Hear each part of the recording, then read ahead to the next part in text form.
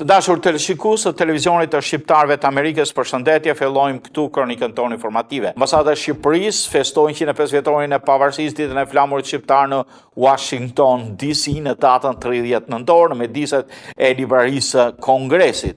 Ajo kujtoi 105 vjetorin e pavarësisë me një ceremoni zyrtare. Ceremonia u mbajt në kujdesin e ambasadës së Shqipërisë në Shtetet e Bashkuara, ambasadorës së Republikës së Shqipërisë, këqësisë së saj, zonjës Floreta Faber. Me këtë rast u dha një koktejl për të gjithë pjesëmarrësit, korpusin diplomatik të disa shteteve në kryeqytetin e Shtetet e Bashkuara, ambasadorët e disa vende mike, atashet ushtarak të disa vendeve të tjera, disa zyrtarë të lartë të administratës amerikane, senatorë dhe kongresmen, si dhe lider të dalluar të komunitetit veprimtar, përfaqësues të medjave afarist, student shqiptar në universitetet amerikane, miq të Shqipërisë dhe të Shtetit e Bashkuara.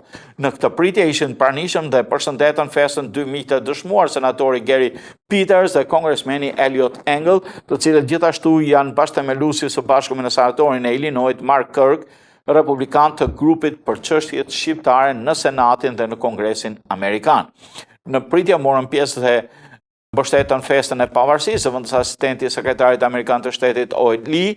Në pritjen e zhvilluar në librarinë e Kongresit morën pjesë edhe ministri për Evropën dhe punët e jashtme Ditmir Bushati, zëvendës kryeministri ministri i jashtëm i Kosovës Bexhet Pacolli, doktor Enver Hoxhaj, drejtori i arkivës së shtetit, doktor Ardit Bido, drejtori i Euroazis dhe doktor Elesbi Vera, ambasadori i parë amerikan në Shqipëri i periudhës së demokracisë William Ryerson dhe ambasadori Aleksander Arviziu që ka shërbyer në Shqipëri, ambasadorja e Kosovës në Shtetet e Bashkuara Vlora Çitaku, gjithashtu ishin pranishëm dhe bashkëdhetar të shumtë të cilët kishin udhëtuar nga New Yorku si Hamid Alia, kryetar dhe anëtarët e kryesisë shoqatës Krajes, John Balaj, ish kryetari i shoqatës Plav Guci nga New York, Jersey, Haxhi Dauti, kryetari i Këshillit Shqiptar Amerikan dhe nga Washingtoni e Virginia, anëtarja e degës së Vatës Merita Bajrami McCormack dhe grupe të tjera të shqiptarësh. Pritja e mbajtur në datën 30 nëntor dhe organizuar nga Ambasada e Republikës së Shqipërisë në Washington me rastin e ditës së pavarësisë u hap me këndimin e dy hymneve kombëtare, Shtetet e Bashkuara të kënduar dhe tati shqiptar të kënduar nga sopranoja Lindita Lona Mezini. Pranishëm përshëndetën më pas ambasadorja e Shqipërisë në Washington, zonja Faber. Në fjalën e saj përshëndetëse, ambasadorja Faber vlerësoi rolin e diasporës për sa i përket tellimit të marrëdhënieve dypaqe dhe bashkëpunimit të Shqipërisë dhe Shtetit Bashkuara dhe nënvizoi edhe një herë rëndësinë që ka diaspora për Shqipërinë, Kosovë, shqiptarët kudo që janë. Me mirënjohje të thellë për shprehur për gjithë pranishmit, ambasadore Faber i uroi në Shqip të gjithë pranishmit gëzuar 105 vjetorin e pavarësisë së Shqipërisë. Pritja me këtë rast kaloi dhe në dhomën e anëtarëve të librarisë së Kongresit, të shoqëruar me futjen e kodikëve të purpurt të peratit në librarinë numerike botërore, e cila sipas ambasadores Faber u bë me mbështetjen e MEPJ dhe në bashkëpunim me Arkivin Qendror të Shtetit, duke ekspozuar online kodikët e purpurt të peratit, të cilët janë tashmë pjesë e librarisë botërore digjitale. Edhe pse një vend të vogël, Shqipëria qëndron për krah Shteteve të Bashkuara në luftën kundër terrorizmit, radikalizimit, ekstremizmit të dhunshëm. Historia jone veçantë e tolerancës fetare është një aset special i cilin e kemi vendosur në shërbim të parandalimit të këtyre fenomeneve dhe kërcënimeve globale, nënvizoi ministri i jashtëm. Senatori Peters vlerësoi marrëdhëniet shumë të rëndësishme të Shtetit të Bashkuar me Shqipërinë dhe funksionin të së cilës është ngritur dhe grupi i mbështetës i miqësisë Shqipëri-Shtetet e Bashkuara në Senatin Amerikan për të përforcuar dhe përmirësuar më tej atë. Ai falenderoi shqiptarët kudo në botë për mbështetjen që i bëjnë kauzës së lirisë, ndërkohë nga ana e tij kongresmeni Engel vurin e pa miqësinë e veçantë që shqiptarët kanë për popullin amerikan, të cilët nuk e gjen askund tjetër në botë. Theksoi ai vlerësoi dhe kontributin që diaspora shqiptare në Shtetet Bashkuara ka dhënë për kulturën amerikane, kurse zëvendës asistenti sekretarit amerikan të shtetit Lloyd Lee përcolli urimet më të mira për popullin shqiptar në emër të qeverisë dhe popullit amerikan. Mbrëm ditën e shtunë në një ambient festiv në sallën Gjergj Kastrioti të kishës së Shën Palit këtu në Michigan, në drejtimin e Këshillit të kishës, por dhe shoqatës Malësia e Madhe, një sallë të përmbushur plot për plot me bashkëdhetar nga të gjitha trojet shqiptare, ku spikasin malësorët nga Malësia e Madhe, por shqiptar nga trojet e tjera, sidomos nga Maqedonia të ardhur aty për shkak se i ftuar i kësaj radhe ishte deputeti i Parlamentit Maqedonisë dhe drejtuesi i Partisë Aleanca për Shqiptar, doktor Ziadin Sela, morën pjesë në festimin e 105 vjetorit të pavarësisë së Shqipërisë dhe ditës flamurit. Ata kishin ardhur aty për të takuar pikërisht me zotin Sela dhe për të shprehur mbështetjen e diasporës për qëndrimin e tij ndaj pushtetit maqedonas. Por ishte interesant se në këtë aktivitet kishte veprimtar të gjitha shoqatave shqiptare nga diaspora me origjinë nga Maqedonia, ish luftëtar të UÇK-s të ardhur nga diaspora e të tjerë. Evenimenti u shoqërua me mjaft dinjitet të moderua nga zoti Anton Lajçaj. Flamuri kombëtar dhe gjua dhe kultura kombëtare janë identiteti ynë, tha ai. Është ky flamur që na bashkon të gjithëve sonte. Aktiviteti ishte vendosur në një mjedis bukuruar me dinjitet, me flamur kombëtar, me skena nga historia jon kombëtare. Aktiviteti filloi me parakalimin e flamujve kombëtar dhe me këndimin e 2 himneve kombëtare, që u shoqërua me 1 minutë heshtje në përkujtim të heronjve tanë kombëtar. Nderonte këtë aktivitet me praninë e tij dhe zëvendës guvernatori i shtetit të Michiganit dhe kandidat për guvernator të Michiganit nga Partia Republikane Brian Crowley. Politikani nga Malizi Anton Lugjuraj, famultarit e 2 kishave fretkale Dom Due Gjergjes dhe ish atashe ushtarak Everest Haxhiaj dhe drejtues të këshillit të kishës shoqatës Malësia e Madhe Toni Vulaj, Dom Fretkale bekoi mbrëmjen gjatë viteve, tha ai, kemi mbajtur shpresën tek shpresa e lirisë, o Zot të jesh me ne që të përjetor Shqipërinë etnike e pandame, shtoi zoti Kalaj. Më tej e mori fjalën deputeti i Parlamentit të Maqedonisë, profesor Zjedin Sela, i cili në ndër të tjera tha se liria ka kuptim kur është e plot, e tërë dhe fatkeqësisht ne kemi liri vetëm në Shqipëri dhe në Kosovë dhe nuk e kemi të plot. Mungon liria në Lugi, në Malësi, në Maqedoni, që duhet ta bëjmë lirim në kuptimin e saj që të ketë kuptim të plot. Ai vlerësoi rolin e malësorëve që shkuan të luftojnë në Maqedoni gjatë luftës aty. Ai vlerësoi pikërisht të malësorët Mark Gjokaj dhe Miraç Gjelaj, të cilët erdhën, tha ai, të luftojnë në Maqedoni për tokën e tyre. Më tej përshëndeti në emër të Vlorës Everest Haxhiaj, i cili ftoi ndihmës guvernatorin e shtetit të Michiganit Brian Kelly që të përshëndeste takimin. Zoti Kelly për një vlerësim dhe krahasim mes kushtetutës amerikane, për vlerësimin të gjithë njerëzve të lirë dhe vlerësoi faktin se kultura shqiptare dhe amerikane ishin aty në këtë event krah për krah, ashtu siç ishin dhe 2 flamujt tonë kombëtar. Më tej të pranishmit dëgjuan interpretimin dinjitos të aktorit Çun Lajçi dhe të këngëtares Han dhe Kolnik Prela. Në fjalën e tij, duke folur në emër të partisë së tij, por dhe si profesor i Universitetit UET të Tiranës, Anton Lugjuraj, theksoi rëndësinë që shqiptarët në Maltëzi, në ndritjen e zgjedhjeve të fundit, duhet të mos u besojnë partive të vjetra në Maltëzi, por të besojnë interesat e atyre partive të reja, të cilat kanë interesat e tyre kombëtare dhe jo interesat e tyre vetjake në rend të parë. Aktiviteti u ndriçua edhe nga interpretimi i grupit të fëmijëve Gjergj Kastrioti, Skënderbeu dhe grupit të fëmijëve të vallëve Rafsha, të cilët me kostumet shqiptare shumë ngjyrshe i dhanë një atmosferë të veçantë këtij takimi. Një informacion më të zgjeruar për këtë i do të ndiqni në kronikën të xhiruar ditën e djeshme në kishën e Shënparit. Vazhdojmë me informacionet të tjera nga festimet e 28 nëntorit, me që 28 nëntori ishte një ditë të mesjavë, ka pasur festime edhe para 28 nëntorit edhe në javën, në fund javën pas 28 nëntorit. Në qendrën kulturore të shqiptarëve në New Jersey u festua festa e flamurit me selinë e saj në Riverdale. Në New Jersey një program të pasur artistik shënoi pikërisht këtë festë. Qindra shqiptarë me familjet e tyre ishin prezente në këtë manifestim, ndërsa mysafir special ishte konsulli i Republikës Kosovës Fatmir Zajmi, kryetari i QKSH-s, Zyli Alla, në fjalën e tij uroi gjithë shqiptarët e Amerikës për këtë ditë të shënuar duke apeluar për bashkim të shqiptarë në diasporë për të mbrojtur dhe kultivuar sa më fort vlerat kombëtare shqiptare. Konsulli i Republikës së Kosovës në Shtetet e Bashkuara Fatmir Zajmi përgëzoi organizatorët për këtë organizim. Zajmi tha se kjo festë përket gjithë kombit dhe të gjitha trojve etnike në diasporë. Ai vlerësoi lart rolin e diasporës shqiptare në Amerikë për proceset e rëndësishme kombëtare shqiptare në përshekuj. Gjithashtu dhe imami i komunitetit Arun Pollozhani përshëndeti këtë manifestim duke kujtuar sakrificën e madhe të veprimtarëve shqiptar për flamurin kuqezi dhe pavarësinë e Shqipërisë. Komuniteti shqiptar në Chicago kremton edhe ai festën e flamurit në disa organizime të ndryshme. Ne sot do flasim për një organizim të një shoqate tjetër nga shoqata e mëparshme SSH. Me një ambient festiv në sallën e mbushur plot në Diplomat West, vullnetarët e komunitetit shqiptar amerikan në Chicago organizuan manifestimin qendror për 105 vjetorin e pavarësisë së shtetit shqiptar.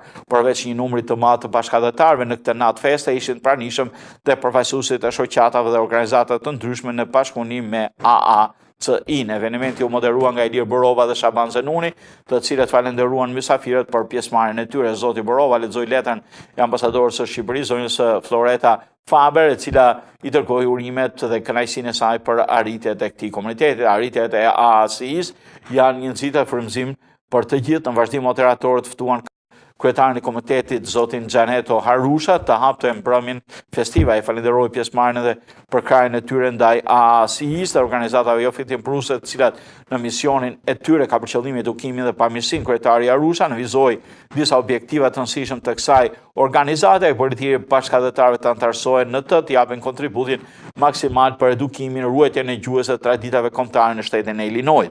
Në këtë mbrëmje festive ishin pranishëm dhe përfaqësuesit e qendrave fetare, atë Konstantin Tuda, prifter i kishës ortodokse shqiptare në Chicago, ndër të tjera nënvizoi rëndësinë e ruajtjes së gjuhës sonë në migrim.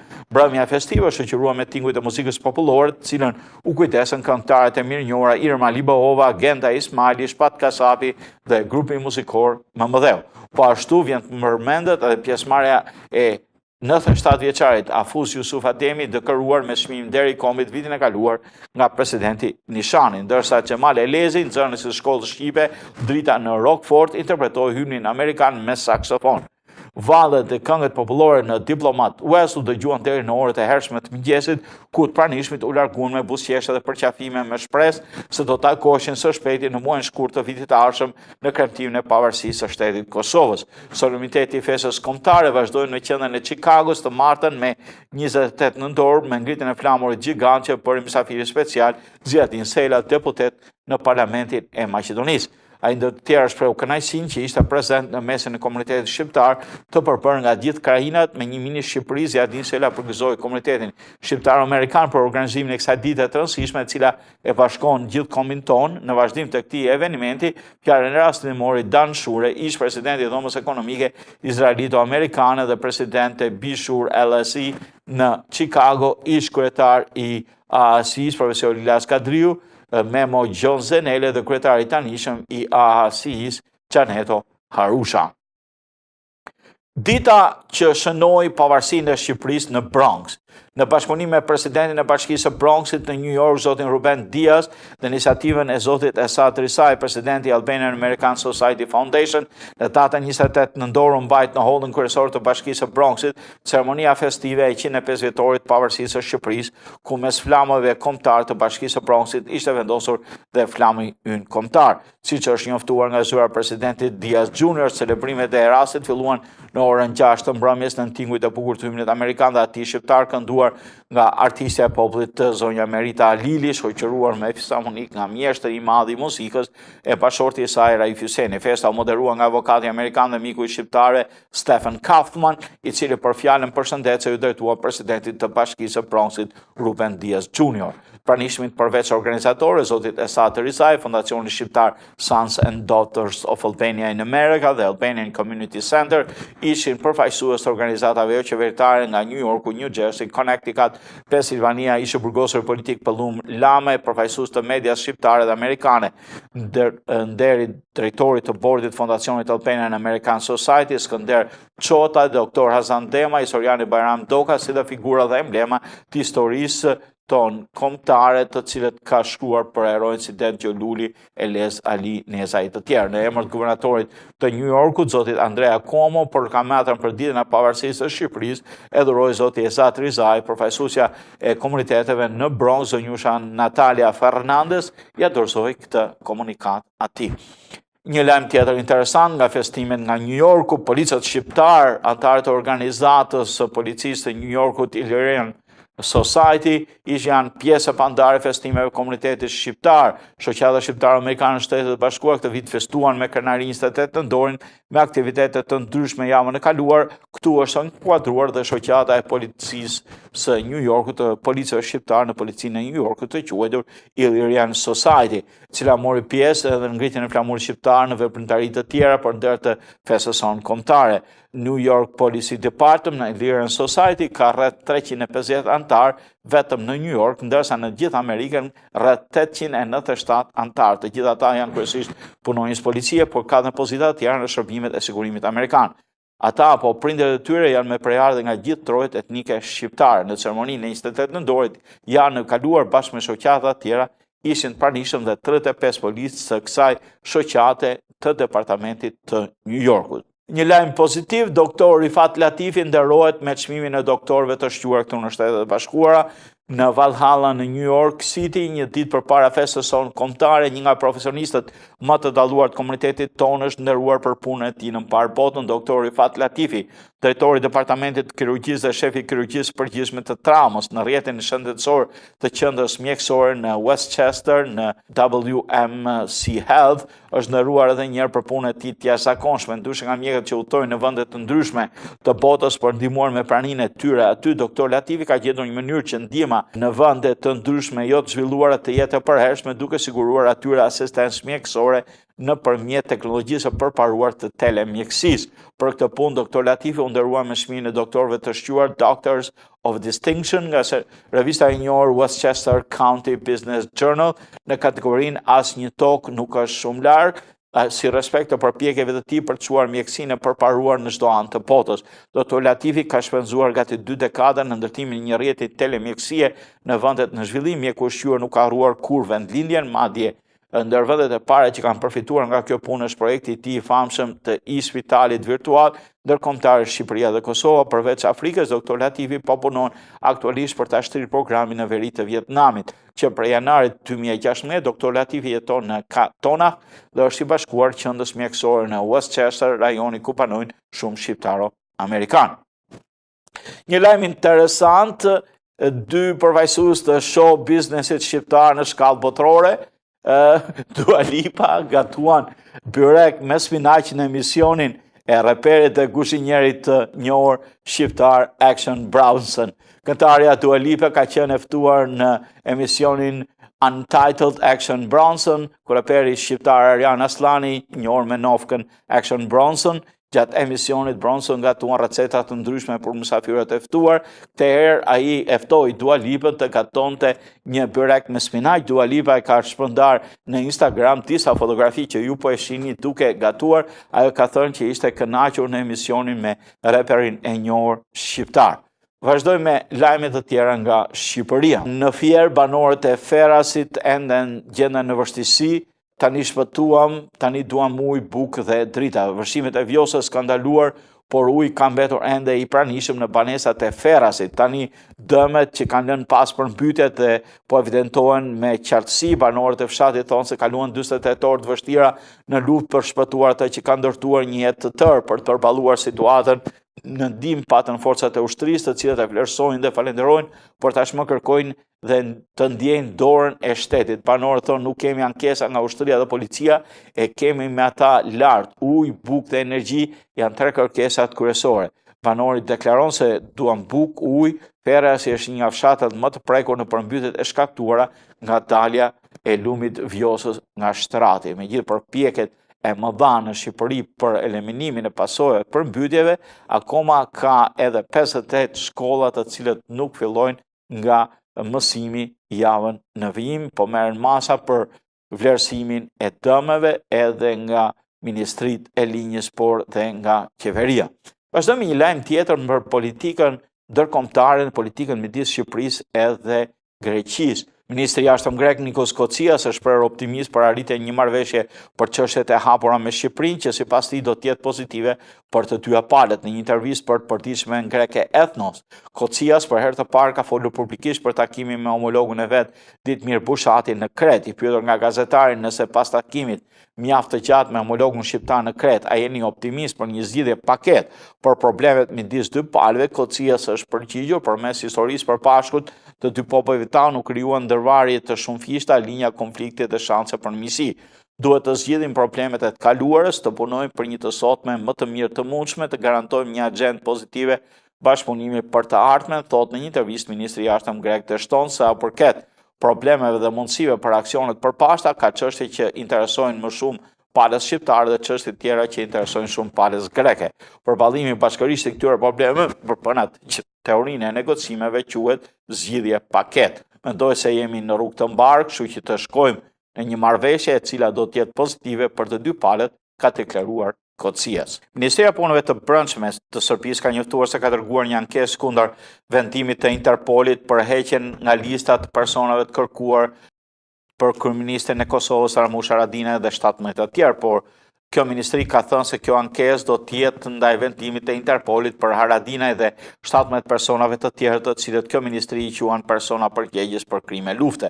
Kjo ankesë do të dërgohet në Ministrinë e Drejtësisë dhe Prokurorinë e Krimeve të Luftës për të pasur, si shkruan Agjencia e Lajmeve Beta, një analizë të hollësishme dhe një përgjigje të mirë përgatitur në emër të Serbisë mbi këtë rast, transmeton lajmi.net. Ndërkohë thuhet se asnjë institucion në Serbi nuk ka njoftim nga Interpoli për këtë vendim.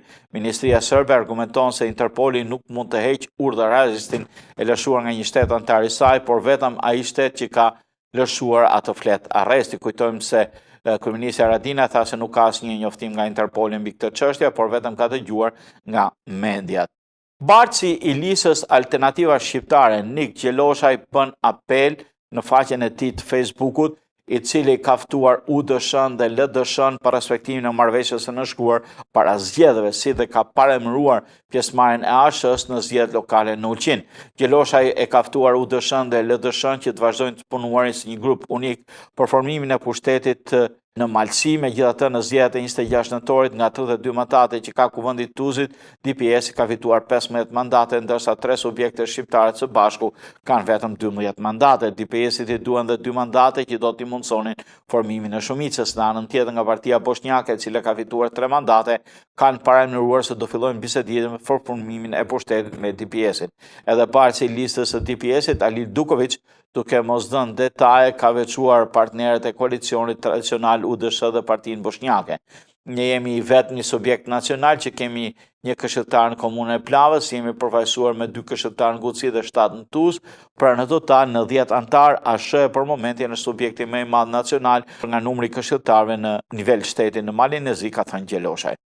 Vazhdojmë me lajmet të tjera nga Shtetet e Bashkuara. Senati i Shtetet e Bashkuara miratoi një projekt ligj republikan për taksat me një votim 51 pro dhe 49 kundër në orët e para të mëngjesit të ditës së shtunë. Projekt ligj historik i Senatit, versioni miratuar më herët nga Dhoma e Përfaqësuesve, tani duhet të koordinohet. Kanë vazhduar edhe përpjekjet për koordinimin e tij edhe gjatë ditës së diel. Ligji përfundimtar pastaj duhet miratohet edhe nga 2 dhomat e Kongresit përpara se të shkojë në tyrezën e presidentit për nënshkrim. Senatori amerikan Jeff Flake thatë premten se do ta votonte këtë projekt ligj dhe në kombim të votës së tij projeta se kishte marrë premtimin për miratimin e një ligji që do të mbronte pothuajse 800.000 të rinj pa dokumenta që u solën në Shtetet e Bashkuara në moshën 15 vjeçare. Vota e senatorit Flake e vendosi projekt ligjin në rrugën e dur për miratim. Presidenti Trump e përshëndeti miratimin në Twitter duke falendëruar udhëheqësin e shumicës së Senatit Mitch McConnell, kryetarin e Komisionit të Financave të Senatit Orrin Hatch, mezi pres të nënshkruhet projekt ligjin përfundimtar para krishtlindjeve, shkruajti presidenti. Propozimi themelor përfshin reduktimin e përhershëm të taksave të korporatave, uljen e përkohshme të taksave të pagave dhe do nxjisë disa reduktime të cilat amerikanët mund të përfitojnë, por do të eliminojë të tjera dhe do të rrisë borxhin kombëtar të Shteteve Bashkuara, i cili aktualisht është më shumë se 20 trilion dollar, thanë disa ekspertë. Zoti president, nëse duhem të ulim taksat për klasën e mesme, si vazhdojnë të thonë kolegët tanë, atëherë le të shkurtojmë taksat për klasën e mesme në vend që t'i japim parat korporatave, në vend që të rrim duke shpresuar se shkurtimi i taksave të korporatave do ndikojë në klasën e mesme dhe të ulët. Nëse doni ndihmoni klasën mesme, vendosni paratë direkt në xhepat e tyre. Reforma e taksave duhet të jetë e thjeshtë, senatori demokrat nga shteti i Utah, Sherrod Brown. Nga ana tjetër, demokratët argumentojnë se deficiti buxhetor dhe pabarazia e të ardhurë janë rritur pas çdo ulje taksash të miratuar nga dekadën e fundit. Plani i taksave do të ulë tatimet e korporatave nga një normë maksimale prej 35% në 20%. Disa demokratë pajtojnë se tatimet e korporatave të Shteteve të Bashkuara duhet të ulen, por thanë se plani republikan i shkurton shumë dhe në të ardhmen do të shkaktojë shkurtimin e programeve federale që ndihmojnë të varfrit dhe të moshuarit. Trump tha se veprimet e ish-këshilltarit të sigurisë kombëtare Michael Flynn ishin të lishme. Presidenti amerikan Donald Trump tha sot se veprimet e ish-këshilltarit të sigurisë kombëtare Michael Flynn gjatë periudhës tranzicionit në shtëpinë e parë ishin të lishme. Modest të pushojnë nga puna e generalin Flynn sepse ai gënjeu zëvendës presidentit dhe FBI-n, ai ka pranuar fajin për këtë. Është për të ardhur keq sepse veprimet e tij gjatë tranzicionit kanë qenë në përputhje me ligjin. Nuk kishte gjë për të fshehur, thonë postimet e presidentit Trump gjatë një takimi republikan për mbledhje fondesh në New York. Herë të shtunën, në citimet e para që kur Flynn pori marrëveshje me Biron Federale të Hetimeve për të pranuar fajin, zoti Trump tha se nuk ka patur asnjë bashkëpunim mes fushatës së tij presidenciale dhe Rusisë. Ajo që ka dalë është se nuk ka patur asnjë bashkëpunim tha për median zoti Trump, derisa u largua nga shtëpia e bardhë për në New York. Generali në pension Michael Flynn pranoi fajësim për akuzat që kishte gënjur FBI në lidhje me hetimet që po vazhdojnë për përfshirjen ruse në zgjedhjet presidenciale amerikane të vitit 2016. Flynn bëhet ish zyrtari i parë i shtëpisë së bardhë që po përballet me akuzat dhe ka pranuar fajin në lidhje me hetimet e drejtuar nga prokurori i posaçëm Robert Mueller. Ishte një ditë përballje me përgjegjësinë kur ish-këshilltari i sigurisë kombëtare doli përpara gjykatës federale në Washington për të pranuar zyrtarisht fajësinë. Ai pranoi se kishte gënjur agjentët e FBI rreth detajeve mbi kontaktet me ambasadorin rus gjatë periudhës tranzicionit para zgjedhjeve dhe para inaugurimit të zotit Trump. Flynn ishte një mbështetës i hershëm i zotit Trump gjatë fushatës presidenciale dhe kritik i fuqishëm i kundërshtares demokrate Hillary Clinton në konventën kombëtare republikane. Gjatë gjithë hetimeve të zotit Mueller, presidenti Trump ka këmbgurur se nuk ka pasur bashkëpunim mes fushatës së tij dhe ruse për ndërhyrje në zgjedhje. Por analisti Bill Galson thotë se kjo mbetet e hapur. Nëse prokurori i posaçëm del me përfundim se nuk ka pasur bashkëpunim, ky është fundi i çështjes, por ne nuk e dimë dhe ky është kryqëzimi i madh i paditur për presidencën e zotit Trump. Hetimi për ndërhyrje ruse ka qenë një shqetësim i madh për vitin e parë të zotit Trump në detyrë dhe ka kontribuar në vlerësimin historikisht të ulta për presidentin në vitin e parë të punës. Korea e Veriut përfaqëson kërcënim të madh dhe të mundshëm për Shtetet e Bashkuara. Këshilltari për Sigurin Kombëtare i Shtëpisë së Bardhë, HR McMaster, tha të shtunën se Korea e Veriut përfaqëson kërcënimin më të madh dhe më të mundshëm të Shtetet e Bashkuara dhe se potenciali për një luftë me Shtetin Komunist po rritet çdo ditë. Mendoj se probabiliteti po rritet çdo ditë, kjo do të thotë se ne jemi në një gardë për ta zgjidhur këtë problem, tha McMaster në Kaliforni. Presidenti Trump mbetet i angazhuar për denuklearizimin e plotë të gadishut korean, tha McMaster, duke shtuar se ka dhe rrugë jo ushtarake për ta zgjidhur çështjen, si për shembull angazhimi i Kinës për vendosjen e sanksione të mëdha ekonomike ndaj Pyongyangit. McMaster nënvizoi fuqinë e jashtëzakonshme ekonomike të Pekinit mbi Korenë e Veriut. Ka shumë mënyra për ta zgjidhur këtë problem pa shkuar deri tek lufta, por është një garë sepse konflikti po bëhet gjithnjë më i mundshëm dhe nuk ka mbetur më shumë kohë u shprahi. Me çdo raketë lançuar apo me çdo test për ta marrë Kim Jong-un, sipas McMaster, përmirëson kapacitetet e vendit të tij.